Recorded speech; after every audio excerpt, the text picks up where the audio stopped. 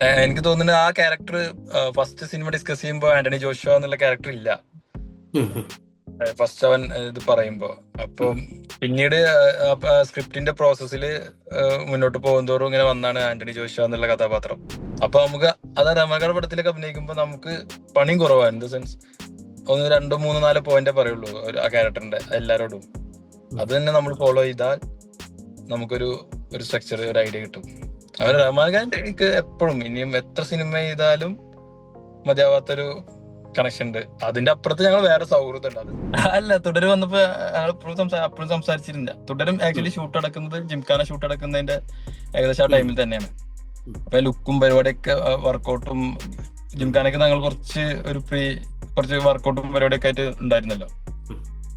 ഡേറ്റിന്റെ ഒരു പരിപാടി ഉണ്ടായിരുന്നു. ആദ്യം അവൻ സബ്ജക്ട് പറയുകയും നമ്മൾ അതിനെ ഡിസ്കസ് ചെയ്യുക, ക്യാരക്ടർ ഡിസ്കസ് ചെയ്യുകയൊക്കെ ചെയ്തായിരുന്നു.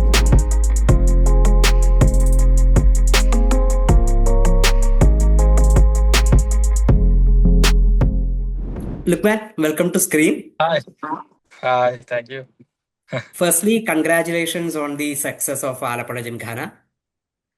Thank you, thank you. ഇപ്പൊ കാര്യം ആക്ഷൻ സീക്വൻസസോടെ കഥാപാത്രങ്ങൾ ഇതിനു മുമ്പ് ചെയ്തിട്ടുണ്ടെങ്കിലും ഒരു ബോക്സിംഗ് ബാക്ക്ഡ്രോപ്പിൽ ഒരു പ്രൊഫഷണൽ ആയിട്ട് ഇത് ആദ്യമായിട്ടല്ലേ ചെയ്യുന്നത്? അതെ അതെ, തീർച്ചയായിട്ടും. എനിക്ക് തോന്നുന്നു എല്ലാവരും ആദ്യമായിട്ട് തന്നെ ആയിരിക്കും മലയാള സിനിമയിലെ. ഇപ്പൊ ആന്റണി ജോഷുവ എന്ന ക്യാരക്ടർ നറേറ്റ് ചെയ്യുമ്പോൾ എന്തായിരുന്നു ലഭിച്ചിരുന്ന ഒരു ബേസിക് നോട്ട്? ഓക്കെ, ഈ കഥാപാത്രം ഇങ്ങനെയാണ്, ഇതാണ് ആള് എന്ന് പറഞ്ഞിട്ട് ഖാലിദ് റഹ്മാൻ എന്തായിരുന്നു പറഞ്ഞത്? എനിക്ക് തോന്നുന്നത് ആ ക്യാരക്ടർ ഫസ്റ്റ് സിനിമ ഡിസ്കസ് ചെയ്യുമ്പോൾ ആന്റണി ജോഷുവ എന്നുള്ള ക്യാരക്ടർ ഇല്ല. ഉം, ഉം, ഫസ്റ്റ് അവൻ ഇത് പറയുമ്പോ. ഉം. അപ്പം പിന്നീട് സ്ക്രിപ്റ്റിന്റെ പ്രോസസ്സിൽ മുന്നോട്ട് പോകുന്തോറും ഇങ്ങനെ വന്നാണ് ആന്റണി ജോഷുവ എന്നുള്ള കഥാപാത്രം. അപ്പൊ എന്നോട് പറഞ്ഞത് ലുക്കു, ആദ്യം എന്നോട് ഞാൻ വേറൊരു പ്ലാൻ ആയിരുന്നു സിനിമയുടെ സ്ട്രക്ചർ മൊത്തം.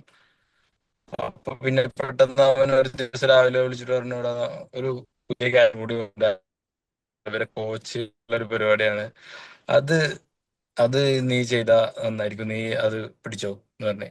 അപ്പൊ ഞാൻ ചോദിച്ചു, അപ്പൊ ആദ്യം ആന്റണി ജോഷു എന്നുള്ള പേര് ആ കോച്ചിനല്ല, വേറൊരു ക്യാരക്ടറിനായിരുന്നു. അപ്പൊ ഞാൻ ചോദിച്ചു, എന്നാ പേര് ഇങ്ങോട്ട് എടുത്തോട്ടെ ഈ ക്യാരക്ടർ. അത് നീ എന്താന്ന് വെച്ചാൽ ചെയ്തോന്ന് പറഞ്ഞിട്ടാണ് അങ്ങനെ പേര് ഇങ്ങോട്ട് എടുത്തത്. അങ്ങനെ പിന്നെ അതിങ്ങനെ അവനിങ്ങനെ ഓരോ ദിവസം കൂടെ അത് ഗ്രാജുവലി ഇങ്ങനെ ആ ക്യാരക്ടറിനെ ഇങ്ങനെ അതിന്റെ ഓരോ ഐഡിയാസ് ഇങ്ങനെ പറഞ്ഞു തന്നെ അതിനിങ്ങനെ ഒരു ബാക്ക് സ്റ്റോറി ഉണ്ടെന്നും അതിങ്ങനെ ആൾ ഇങ്ങനത്തെ ഒരാളാണെന്നൊരു ആങ്കർ മാനേജ്മെന്റ് പ്രശ്നമുള്ള ആളാന്നുള്ള അങ്ങനെയൊക്കെ ആയിട്ട് മെല്ലെ മെല്ലെ മെല്ലെ എനിക്കിങ്ങനെ കുറച്ച് അതിനെ തരിക ചെയ്തേ പുള്ളി, ക്യാരക്ടറിന്റെ ഡിസ്ക്രിപ്ഷൻ. ഒരു കഥാപാത്രത്തിന്റെ ഉള്ളിലേക്ക് ഇറങ്ങിയിട്ട് ഇപ്പൊ ആന്റണി ജോഷുവ ഒരു ക്യാരക്ടർ അല്ലെങ്കിൽ ഏതും ആയിക്കോട്ടെ, ഇറങ്ങിയിട്ട് അതൊക്കെ അതിനെ നമുക്ക് ഇങ്ങനെ ട്രീറ്റ് ചെയ്യാം എന്ന് ഡിസൈഡ് ചെയ്യുന്നത് ആ കഥാപാത്രത്തിന്റെ മാത്രം ഒരു സ്വഭാവവും ലെയറുകളും നോക്കിയിട്ടാണോ, അതോ മൊത്തത്തിൽ ആ സ്ക്രിപ്റ്റിന്റെ ഒരു സ്വഭാവം, ആ ഡയറക്ടറുടെ ഒരു സ്റ്റൈല്, എസ്തറ്റിക്സ്, അങ്ങനെ എങ്ങനെയാണ് ലുക്മാന്റെ ഒരു വർക്കിംഗ് പ്രോസസ്? എനിക്ക് അതിലെ എല്ലാ ഫാക്ടേഴ്സും വരും.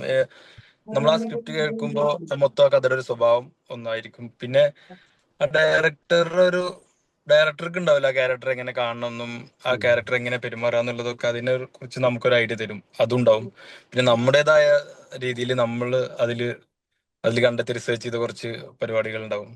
ഇതെല്ലാം കൂടി മിക്സ് ആയിട്ട് നമുക്ക് ഫസ്റ്റ് ഡേ ഒന്നും എനിക്ക് തോന്നുന്നില്ല, ഫസ്റ്റ് ഡേ ഒക്കെ നമുക്ക് എന്താ നമ്മൾ ചെയ്യണെന്നുള്ളത്, ആ ക്യാരക്ടർ അതാണോ അതിലോട്ടായോ എന്ന് അറിയില്ല. ഒരു ഫസ്റ്റ് ഡേ ഒക്കെ കഴിഞ്ഞ് ഒരു സെക്കൻഡ് ഡേ ഒക്കെ ഷൂട്ട് ഇതിലോട്ട് ഇങ്ങനെ കയറി വരുമ്പോഴാവും നമുക്ക് മൊത്തത്തിൽ അയാളൊരു ഐഡിയ കിട്ടുക. അയാൾ ഇങ്ങനെയാണ്, അയാൾ ഇങ്ങനെയൊക്കെ ഈ ഇത്ര സിറ്റുവേഷനിൽ ഇങ്ങനെയൊക്കെ പെരുമാറുള്ളൂ, അല്ലെങ്കിൽ ഇങ്ങനെയൊക്കെ പെരുമാറും.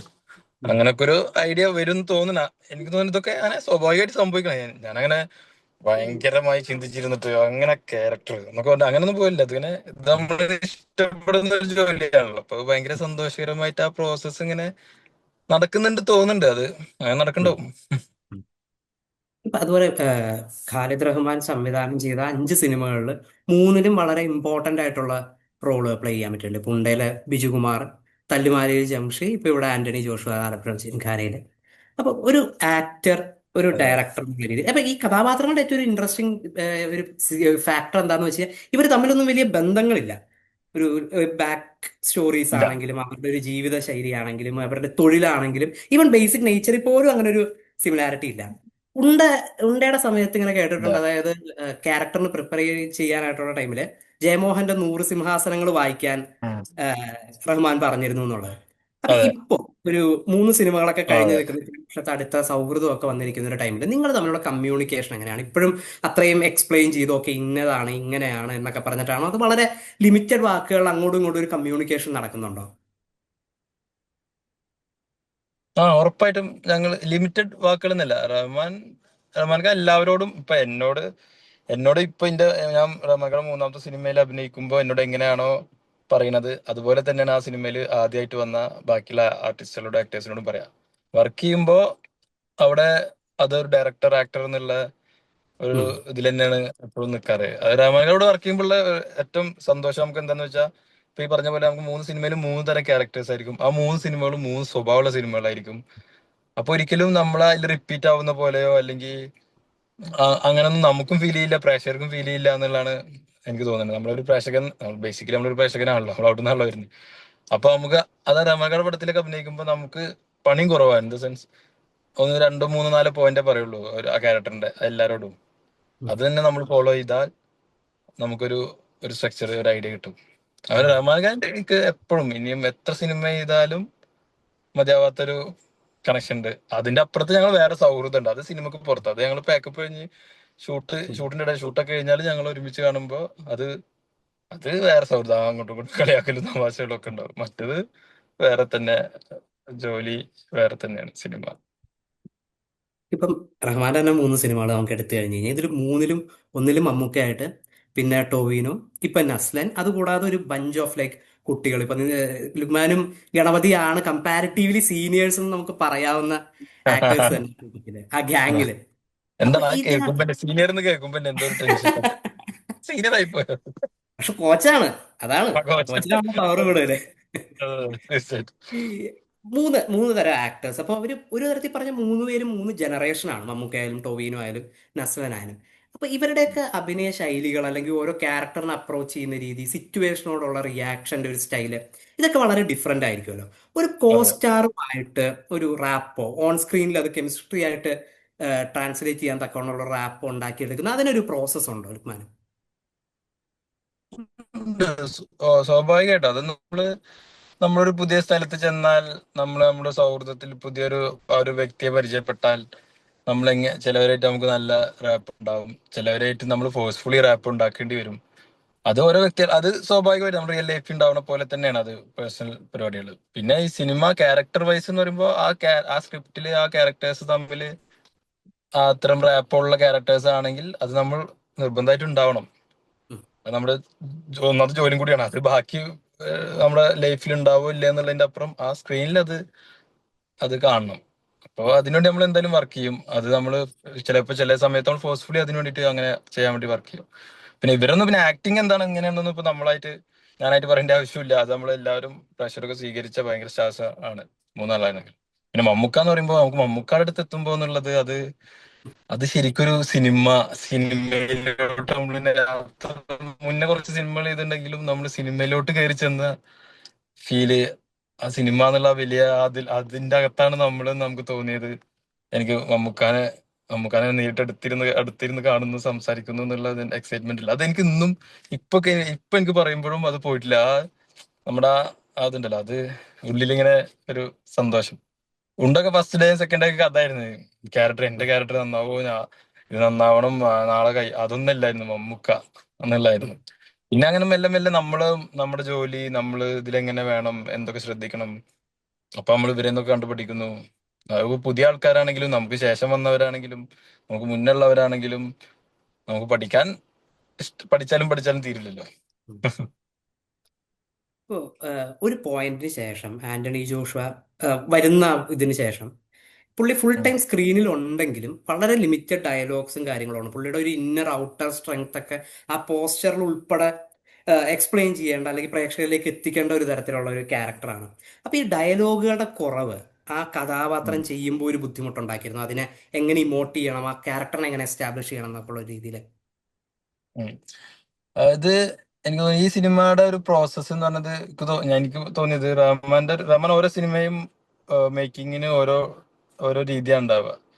ഉണ്ട മേക്ക് ചെയ്ത ഒരു മൈൻഡ് സെറ്റോ അല്ലെങ്കിൽ മൈൻഡ് സെറ്റിനപ്പുറം ഒരു രീതിയല്ല, അപ്രോച്ച് അല്ല പുള്ളി ഈ സ്ക്രിപ്റ്റിനോട് ചെയ്തിട്ടില്ല. ഈ സ്ക്രിപ്റ്റ് വളരെ ഇങ്ങനെ ഓർഗാനിക് ആയിട്ട് ആ സ്പോട്ടിലും ഭയങ്കര നമ്മൾ ലൊക്കേഷനിൽ നിന്ന് തന്നെ ഭയങ്കര സ്പോട്ടിൽ സീൻസ് ഡെവലപ്പ് ചെയ്യുകയും സീൻസ് ഉണ്ടാക്കുകയും ക്യാരക്ടേഴ്സ് ഉണ്ടാക്കുകയും എനിക്ക് തോന്നുന്നു ആദ്യം നമ്മുടെ ഈ കോച്ചിന് വേറെയും കുറെ സീക്വൻസ് ഏരിയാസ് ഒക്കെ ഉണ്ടായിരുന്നു. ഉം. അപ്പൊ ഇത് സിനിമയുടെ ഒരു പ്രോസസ് എന്നുള്ള രീതിയിൽ സിനിമയായിട്ട് ഇങ്ങനെ വരുമ്പോ ഉണ്ടാവുന്ന കുറച്ച് ഭാഗങ്ങൾ ഈ ക്യാരക്ടറിന് ഇത്ര മതി, ഇത്ര സ്പേസ് മതി എന്നുള്ളൊരു ധാരണയും ആ സ്ക്രിപ്റ്റിനുണ്ട്, ആ സ്ക്രിപ്റ്റ് ഡിമാൻഡ് ചെയ്യുന്നുണ്ട്. ഉം. ഇയാൾക്ക് എന്തോ ഒരു ബാക്ക് സ്റ്റോറി ഉണ്ട്, ഇയാള് ഇവരായിട്ട് സിങ്ക് ആവുക എന്നുള്ളതിനപ്പുറം ഇയാൾക്ക് ബാക്കിൽ വേറെ കുറച്ച് പരിപാടികൾ ഉണ്ട് എന്നുള്ളതൊക്കെ ആ സ്ക്രിപ്റ്റിൽ ഇങ്ങനെ ഗ്രാജുവലി വന്നത്. ഞാൻ നേരത്തെ പറഞ്ഞത് ഗ്രാജുവലി ആണ് ഈ സ്ക്രിപ്റ്റ് രൂപീകരിച്ചതും ഈ സ്ക്രിപ്റ്റിന്റെ ഒരു സിനിമ പ്രോസസ് ഒക്കെ നടന്നത്. അപ്പൊ അതിന്റെ ഭാഗമായിട്ടുണ്ടായി. പിന്നെ ഇതൊക്കെ ഇത്രയും പ്രോസസ്, എഡിറ്റ്, പോസ്റ്റ് പ്രൊഡക്ഷൻ പരിപാടിയൊക്കെ കഴിഞ്ഞ് വരുമ്പോൾ ഒരു സിനിമ ഈ ഡയറക്ടർ പിന്നെ നമുക്ക് 2 മണിക്കൂർ 10 മിനിറ്റ് ഒക്കെ അല്ലേ മാക്സിമം ഒരു തിയേറ്ററിൽ ഒരു പരിപാടിയിലേക്ക് എത്താൻ പറ്റുള്ളൂ. അപ്പൊ അങ്ങനെ എത്തുമ്പോൾ ഉണ്ടാവുന്ന ഈ സിനിമക്ക് ആവശ്യമുള്ള എല്ലാം ആ സിനിമയിലുണ്ട്. എനിക്കങ്ങനെ ആ ക്യാരക്ടറിനെ പ്ലേസ് ചെയ്യാനുള്ള ബുദ്ധിമുട്ടോ അല്ലെങ്കിൽ ആ ക്യാരക്ടർ ഈ ഇങ്ങനെ മിണ്ടാതിരിക്കുമ്പോഴുള്ള പ്രശ്നം അങ്ങനെയൊന്നും എനിക്ക് ഫീൽ ചെയ്തിട്ടില്ല. ഞാൻ കംപ്ലീറ്റ്ലി റഹ്മാന്റെ പടത്തിൽ എന്ന് പറയുമ്പോൾ റഹ്മാന്റെ പടത്തിൽ നമ്മൾ എന്താ വെച്ചാൽ കംപ്ലീറ്റ്ലി അങ്ങോട്ട് പുള്ളി കണ്ട് വിശ്വസിക്കുക, പുള്ളി പറയുന്നത് മാത്രം ചെയ്താൽ മതി, പരിപാടി സ്ക്രീനിൽ ഉണ്ടാവും. 2021 ഒരു ഇന്റർവ്യൂല് ഓപ്പറേഷൻ ജാവ സക്സസ് ആയി നിൽക്കുന്ന ഒരു ടൈമില് രുക്മാൻ പറഞ്ഞൊരു കാര്യമുണ്ട്. അതായത് ഇപ്പോഴും ടെൻഷനുണ്ട്, സിനിമ വിജയികൾക്ക് മാത്രമുള്ളൊരു സ്പേസ് ആണ്, പരാജിതർക്കൊപ്പം അങ്ങനെ എല്ലാവരും നിൽക്കില്ല. അതുകൊണ്ട് തന്നെ ചിലപ്പം വീട്ടുകാരുടെ ഉപദേശത്തിനനുസരിച്ച് നാളെ ഗൾഫിലേക്ക് ഒരു ജോലിക്കായി പോകേണ്ടി വേണമെങ്കിൽ വരാം, അതിനും റെഡിയാണ്, അങ്ങനെ അത്രയും ഒരു ഇതിൽ നിൽക്കുകയാണെന്നുള്ളത്. ഇന്നും ആ ഒരു ടെൻഷൻ ഉണ്ടോ? ലൈക്ക് നാളെ വേണമെങ്കിൽ ചിലപ്പോൾ ഒരു ജോലിക്കായിട്ട് ഗൾഫിലേക്ക് പോകേണ്ടി വന്നേക്കാം എന്നുള്ളത്. അത് സിനിമയുടെ കാര്യത്തിൽ മാത്രമല്ല, എല്ലാം എല്ലാ കാര്യത്തിലും നമുക്ക് എന്നും സ്ഥിരമായിട്ട് ഒന്നും ഉണ്ടാവില്ല. ഞാനിപ്പോ ഉം. ഇരിക്കുന്ന വണ്ടിയാണെങ്കിലും, ഞാൻ എന്റെ വീടാണെങ്കിലും, ഫാമിലി ആണെങ്കിലും, ഉം. മക്കളാണെങ്കിലും, ഭാര്യയാണെങ്കിലും, ഉമ്മയാണെങ്കിലും, ഉപ്പയാണെങ്കിലും, നമ്മൾ എന്തൊക്കെ ഉണ്ടാക്കിയിട്ടുണ്ടോ ഇവിടെ, അതൊന്നും നമുക്ക് അത് ഭയങ്കര ഫിലോസഫിക്കലായി പോകും. അങ്ങനെ അങ്ങനെ ഒന്നും നമ്മൾ എന്തിനോടും കൂടുതൽ അറ്റാച്ച്ഡ് ആയി പോകുമ്പോ ഉം. അതാ പറയുന്നത്, കൂടുതൽ അറ്റാച്ച്ഡ് ആയി പോകുമ്പോ നമുക്ക് പെയിൻ കൂടും. ഉം. അപ്പോ സ്വാഭാവികമായിട്ട് ഇതൊക്കെ നമുക്ക് എന്തായാലും നമ്മുടെ കയ്യിൽ നിന്ന് പോകാനുള്ളതാണ് എല്ലാം. പക്ഷെ നമ്മൾ മാക്സിമം ശ്രമിച്ചുകൊണ്ടിരിക്കുക, നഷ്ടപ്പെട്ട നമ്മൾ അടുത്തയിലോട്ട് നോക്കുക, അത്രേ ഉള്ളൂ. ഓപ്പറേഷൻ ജാവ, സൗദി വെള്ളക്ക, രണ്ട് സിനിമയിലും തരുണിന്റെ ഒപ്പം തരുണിന്റെ ഉം. വലിയ തരത്തിലുള്ള ചർച്ചയായിട്ടുള്ള രണ്ട് സിനിമകളും ഉണ്ടായിട്ടുണ്ട്. തുടരും വന്നപ്പോ എന്തുകൊണ്ട് വിളിച്ചില്ല എന്നുള്ളൊരു ചോദ്യം ചോദിച്ചിരുന്നു. അല്ല, തുടര് വന്നപ്പോ അപ്പോഴും സംസാരിച്ചിരുന്നില്ല. തുടരും ഉം. ആക്ച്വലി ഷൂട്ട് അടക്കുന്നത് ജിംഖാന ഷൂട്ട് അടക്കുന്നതിന്റെ ഏകദേശം ആ ഉം. ടൈമിൽ തന്നെയാണ്. ഉം. അപ്പൊ ലുക്കും പരിപാടിയൊക്കെ വർക്കൗട്ടും ഉം. ജിംഖാനൊക്കെ ഞങ്ങൾ കുറച്ച് വർക്കൗട്ടും പരിപാടിയൊക്കെ ആയിട്ട് ഉണ്ടായിരുന്നല്ലോ. ഉം. ഡേറ്റിന്റെ ഒരു പരിപാടി ഉണ്ടായിരുന്നു. ആദ്യം അവൻ സബ്ജക്ട് പറയുകയും നമ്മൾ അതിന് ഡിസ്കസ് ചെയ്യുക, ഒരു ക്യാരക്ടർ ഡിസ്കസ് ചെയ്യുകയൊക്കെ ചെയ്തായിരുന്നു. ഉം. പിന്നെ നോക്കിയപ്പോ ഇത് നമ്മൾ ഓൾറെഡി ചെയ്തുകൊണ്ടിരിക്കുന്നു. അപ്പൊ പിന്നെ ഡേറ്റും ആ. വേണ്ട, നമുക്ക് നെക്സ്റ്റ് പരിപാടി നല്ല രീതിയിൽ പിടിക്കാം, ഇതിപ്പോ ഉം. ഇങ്ങനെ പോട്ടെ, കുറച്ചായല്ലോ, നീ രണ്ട് പടത്തിന് നീ തന്നെയല്ലേ, ഈ നീ എന്തിനാണ് കഥാപാത്രം ഏതായിരുന്നു? കഥാപാത്രം അത് പറയണ്ട. അതെന്താന്ന് വെച്ചാൽ അത് പിന്നെന്താ വെച്ചാൽ പിന്നെയും സ്ക്രിപ്റ്റ് കുറച്ച് അങ്ങോട്ടൊക്കെ മാറുകയൊക്കെ ചെയ്തു. അന്ന് ആ. ആദ്യം പറഞ്ഞ പോലെ ഒന്നും ആയിരുന്നില്ല. ഉം. സൂപ്പർ ഇപ്പൊ സ്റ്റാർ വലിയ പടമല്ലേ. തരുണിന്റെ തരുണിന്റെ തുടക്കം തൊട്ടേനോ, ഫസ്റ്റ് ഫിലിം തൊട്ടേനോ ഒപ്പമുള്ള ഒരാളെന്നുള്ള നിലയ്ക്ക് ഇപ്പം തുടരും പോലൊരു വലിയ ബ്ലോക്ക് ബസ്റ്റർ കൊടുത്തു നിൽക്കുമ്പോൾ ഉം. സുഹൃത്തുക്കളുടെ ആ ഒരു വിജയം, ഒരു ലൈക്ക് ഗ്രോത്തും കാര്യങ്ങളും എല്ലാം ഒരു പേഴ്സണൽ സക്സസ് ആയി കൂടെ കാണുന്ന ഒരാളാണ് ലുക്മാൻ. തീർച്ചയായിട്ടും തീർച്ചയായിട്ടും ഉം. ഉറപ്പായിട്ടും അത് ഭയങ്കര എന്താന്ന് വെച്ചാൽ നമ്മള് പോണ നമ്മളൊപ്പമുള്ള വഴിയിൽ തന്നെയല്ലേ നമ്മളിതൊക്കെ കാണുന്നത്. അത് ഭയങ്കര സന്തോഷമുള്ള കാര്യല്ലേ. പിന്നെ ഉം. മാത്രല്ല, ഇതൊക്കെ നമ്മളെന്നും കോണ്ടാക്ട് ഉള്ളവരും ഇടയ്ക്ക് തരുൺ എന്നെ മെസ്സേജ്, എടാ എന്തൊക്കെയാണ് അവിടെ നടക്കണമെന്ന് വെച്ചിട്ട് എന്നെ മെസ്സേജ്, എന്തൊക്കെയാന്ന് അറിയില്ലല്ലേ, ഞാൻ പിന്നെ പോണതിന്റെ ഒപ്പം അങ്ങനെ പോകുന്നുണ്ട്, ഫ്ലോക്ക് അനുസരിച്ചിട്ട് പോകുന്നുണ്ട് എന്നൊക്കെ പറഞ്ഞിട്ട്. ഉം. അപ്പൊ അത്രയും വലിയ ഹിറ്റ് ഒക്കെ ഉണ്ടാവുമ്പോഴും ആ മാറ്റങ്ങളൊന്നും എന്താ പറയാ, ഇവരൊക്കെ എനിക്ക് തോന്നുന്നു എന്റെ ഇപ്പൊ ചുറ്റുമുള്ള ആൾക്കാരൊക്കെ എന്ന് പറഞ്ഞതൊന്നും സക്സസിനെ ഹാൻഡിൽ ചെയ്യാനൊക്കെ ഞാൻ ഇവരെ നോക്കിയിട്ട് പഠിക്കും. സക്സസിനെ എങ്ങനെ ഹാൻഡിൽ ചെയ്യാം, ഉം. ഞാൻ ആലോചിക്കാണ്ട് എങ്ങനെയായിരിക്കും നമ്മള് പരാജയത്തെ ഹാൻഡിൽ ചെയ്യാനൊക്കെ ബുദ്ധിമുട്ടാവുന്നുണ്ട്, സക്സസിനെ ഹാൻഡിൽ ചെയ്യാന്നൊക്കെ കേട്ടിട്ടുണ്ട്. അതിനെ എങ്ങനെയാണ് ഇവര് ഹാൻഡിൽ ചെയ്യണത് എന്നുള്ളത് നോക്കി കാണാനാണ് എനിക്ക് ഇഷ്ടം. ഇവരൊക്കെ എന്നിട്ട് ഇവർ അതുപോലെ നിൽക്കുന്നു, അതുപോലെ ഉം. സംസാരിക്കാൻ പറ്റുന്നു എന്നുള്ളതൊക്കെ ഭയങ്കര ഭയങ്കര ക്വാളിറ്റിയാണ്. അപ്പൊ അത്രയും ഉം. ക്വാളിറ്റി ഡയറക്ടേഴ്സിന്റെയും ടെക്നീഷ്യൻസിന്റെയും ഇടയിൽ നിന്നുകൊണ്ട് മാത്രം ഇത്ര ഉം. നല്ല സിനിമകൾ അഭിനയിക്കാൻ പറ്റിയ ഒരു ആക്ടറായി ഇപ്പോൾ നിൽക്കാൻ പറ്റുന്ന ഒരാളാണ് ഞാൻ. അതാണ് എന്റെ ഏറ്റവും വലിയ ഭാഗ്യമായിട്ട് ഞാൻ കരുതുന്നത്. ഇപ്പൊ നമ്മള് അവസാനം ലുക്മാൻ ഓർമ്മയുണ്ടോ എന്ന് എനിക്കറിയില്ല, നമ്മൾ സംസാരിച്ചത് ജാക്സൺ ബസാർ യൂത്തിന്റെ ടൈമിലായിരുന്നു ആ അന്ന്. നമ്മൾ സംസാരിച്ചിട്ടുണ്ട് അല്ലേ? നമ്മൾ സംസാരിച്ചിട്ടുണ്ട്, യെസ്. ഓ അപ്പം ആ അതാണ്. സമയത്ത് ലുക്മാൻ പറഞ്ഞിരുന്ന ഒരു കാര്യം എന്ന് വെച്ച് കഴിഞ്ഞാൽ നമ്മുടെ കുടുംബാംഗങ്ങൾ നമ്മളിൽ ഒരു ഇൻഫ്ലുവൻസ് ചെലുത്തുന്നുണ്ടെങ്കിലും അതിനേക്കാൾ കൂടുതൽ നമ്മുടെ സുഹൃത്തുക്കളുടെ ഒരു വലയം. ഇപ്പൊ തരുണിന്റെ കേസ് പറഞ്ഞ പോലെ അവരുടെ ഒരു ഇൻഫ്ലുവൻസ് നമ്മളിൽ വളരെ അധികമാണെന്നുള്ളത്. അതായത് കൂടുതൽ സമയം അവരായിട്ടാണ് സ്പെൻഡ് ചെയ്യുന്നത്, അവരുമായിട്ടാണ് അത്തരത്തിലുള്ള വളരെയധികം വളരെ ഫ്രീ ആയിട്ടുള്ള ഡിസ്കഷൻസും കാര്യങ്ങളും എല്ലാം ഉണ്ടാവുന്നുള്ളത്. ഇപ്പൊ അതെ. ആലപ്പുഴ ചിന്താന സക്സസ് ആയി നിന്ന സമയത്തായിരുന്നു ഖാലിദ് റഹ്മാനെതിരെയുള്ള കേസ് വരുന്നത്. ഞാൻ അതിന്റെ സ്പെസിഫിക്സിലേക്കൊന്നും ഒരിക്കലും ഇറങ്ങുന്നില്ല. പക്ഷെ അതൊരു സുഹൃത്തിനെ, ഒരു ഫ്രീക്വന്റ് കൊളാബറേറ്ററെ സംബന്ധിച്ചിടത്തോളം ചിലപ്പോൾ അത് ചിലപ്പോൾ ഇമോഷണലി അത് അഫക്റ്റ് ചെയ്യാം. അതിനകത്ത് ഉം. എന്ത് ഫീലിംഗും തോന്നാം നമുക്ക്. അതിനകത്ത് ദേഷ്യമാവാം, ആ. ആശങ്കയാവാം, ചിലപ്പം ഭയങ്കര പിരിമുറുക്കം തോന്നാം. അത്തരത്തിൽ ആ ഒരു ഇൻസിഡന്റ് ലുക്മാനെ ഇമോഷണലി എങ്ങനെയെങ്കിലും അഫക്റ്റ് ചെയ്തിട്ടുണ്ടോ? ഇല്ല, ഇമോഷണലി എഫക്ട് ചെയ്തിട്ടുണ്ടോന്ന് ചോദിച്ചാൽ സ്വാഭാവികമായിട്ടും ഉണ്ടാവുമല്ലോ. ഉം, ആരെല്ലാം അത് അങ്ങനത്തെ ഇൻസിഡന്റ് ഉണ്ടാവുന്നുണ്ടോ? അത് പക്ഷെ ഭയങ്കര പേഴ്സണൽ ആണ്. ഉം, അത് അത് നമ്മള് ഭയങ്കര പേഴ്സണൽ ആണ്. ഉം. ഉം. ഓക്കെ. ഒരു ആക്ടർ എന്നുള്ള നിലയിൽ താങ്കളുടെ ഒരു ഏറ്റവും വലിയ സ്ട്രെങ്ത്, അല്ലെങ്കിൽ സ്ട്രെങ്സും വീക്ക്നെസ്സും സ്ട്രെങ്ത്തും എന്തായിരിക്കും? സ്ട്രെങ്ത് ഈ പറഞ്ഞ പോലെ തന്നെ എന്റെ ചുറ്റുള്ള ടെക്നീഷ്യൻസും ഉം, ഒക്കെ തന്നെയാണ്. ഉം, അവരെന്നെയാണ് എന്റെ കൂടെ എപ്പോഴും എപ്പോഴും എന്നെ സപ്പോർട്ട് ചെയ്തിട്ടും എനിക്ക് അത്രയും ക്യാരക്ടേഴ്സ് തന്ന് പ്രേക്ഷകർക്കിടയിൽ അങ്ങനെ ഒരു സ്പേസ് ഉണ്ടാക്കി തന്നതും ഉം, എന്റെ ഡയറക്ടേഴ്സും എന്റെ ടെക്നീഷ്യൻസും തന്നെയാണ്. ഉം. വീക്ക്നെസ് എന്തായിരിക്കും? വീക്ക്നെസ് എന്താ? അതൊക്കെ തന്നെ. അതൊരു വീക്ക്നെസ്സും ആവും. അതാണ് നടക്കുന്നത്. അവസാനമായിട്ട് ഒറ്റ ചോദ്യം കൂടെ. ഇനി വരുന്ന സിനിമകളിൽ ഏറ്റവും എക്സൈറ്റഡ് ആയിട്ട് കാത്തിരിക്കുന്ന ഏതിനു വേണ്ടിയിട്ടാ? ഞാൻ ചെയ്ത സിനിമകളെല്ലാം ഞാൻ എക്സൈറ്റഡ് ആണ്. ഇപ്പൊ ചെയ്തോണ്ടിരിക്കുന്ന പടം രോഹിത് വി എസിന്റെ ടിക്കിറ്റാക്ക എന്ന് പറഞ്ഞ പടമാണ്. ഉം, ആസിക്കയും ഞാനും നസ്ലിനും എല്ലാരും ഉണ്ട്. ഉം, പിന്നെ ഇപ്പൊ റിലീസിന് നിൽക്കുന്നത് കഠിന കടോരമി അണ്ടകടാഹം എന്ന് പറഞ്ഞ പടം അനൗൺസ് ചെയ്യാൻ പോകുന്നുള്ളൂ. മുഹാഷിൻ ഡയറക്ട് ദർശക സ്ക്രിപ്റ്റ് എഴുതിയ വള എന്ന് പറഞ്ഞ പടമാണ്. ഉം, ഇപ്പൊ ഷൂട്ട് കഴിഞ്ഞത് നമ്മുടെ കൊറോണ ധവാൻ എന്ന് പറഞ്ഞ പടത്തിന് ശേഷം CC ഡയറക്ട് ചെയ്യുന്ന അതിഭീകര കാമുകൻ ഉം. എന്ന മൂവിയാണ്. ഒരു റൊമാൻറ്റിക് മൂവി. അതാണ്. ഓക്കെ. അത്തരം പടങ്ങളൊക്കെ ഇപ്പൊ യെസ്. യെസ്. അപ്പം all the best man, all the best for your future endeavours. Thank you for spending some okay. Time. Thank you bro, thank U.